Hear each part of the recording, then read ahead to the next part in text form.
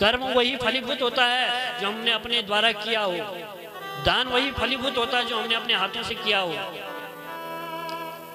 हम जैसे कोई संसार में कोई शरीर छोड़ता है तो उसके क्या करते हैं, पिंडदान करते हैं। अब पिंडदान का मतलब कभी हमने समझा नहीं, सुन लिया कि भैया पिंडदान होता है और पिंडदान बस केवल उतने तक हम सीमित रह गए। लेकिन जो पिंडदान का वास्तविक स्वरूप है, जो वास्तविक उसकी विशेषता है पिंडदान की, जो पिंडदान की वास्तविक उसकी बात है, जो उसमें छिपी हुई है उसकी विशेषता, हम उस चीज को यदि नहीं जानेंगे तो भैया तो हमारा वह सब क्या है, संसार में जो हम पिंडदान भी करते हैं ना, उस सब हमारा निरर्थक। पिंडदान का अब तात्पर्य समझेंगे हम। पिंडदान का तात्पर्य कौन कौन जानता है? पिंडदान का मतलब जानते? कोई हाथ खड़ा कर दो, पूछेंगे नहीं।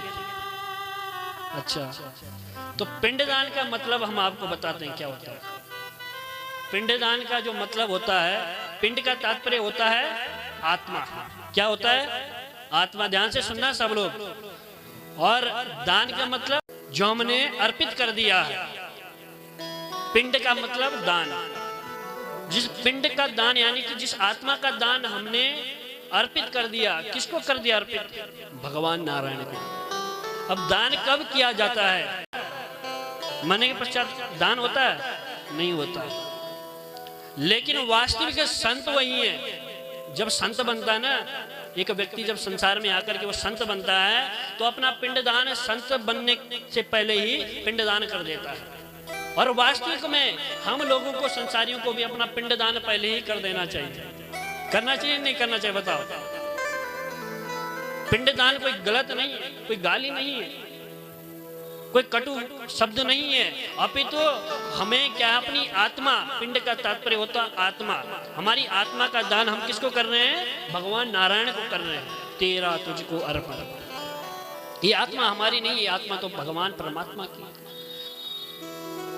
फिर हम उस पिंड दान को जब भगवान को अपने जीते जी क्या करेंगे? अर्पित करेंगे, तो ही हमारी आत्मा को भगवान क्या करेंगे? फिर स्वीकार करेंगे। और यदि हम अपनी आत्मा को जीते जी अर्पित नहीं करेंगे भगवान को, और मरने के पश्चात संसारी लोग हमारी आत्मा का दान कर रहे हैं, पिंड का दान कर रहे हैं भैया, तो हमारा जल्दी से पहुंच नहीं पाता भगवान तक। इसलिए जीते जी वास्तविक पुरुष वही है, संसार में वास्तविक भगत वही है भगवान का, जिसने जीते जी अपने पिंड का भी दान कर दिया भगवान को।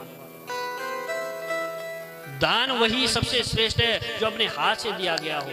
वो चाहे फिर आप अपनी आत्मा का दान कर रहे हैं, अपने शरीर का दान कर रहे हैं, या आप संसार की वस्तु का दान भगवान या ब्राह्मण को कर रहे हैं, वही वास्तविक दान है जो अपने हाथ से किया गया। तो यह सब क्या है? पिंडदान की विशेषता है।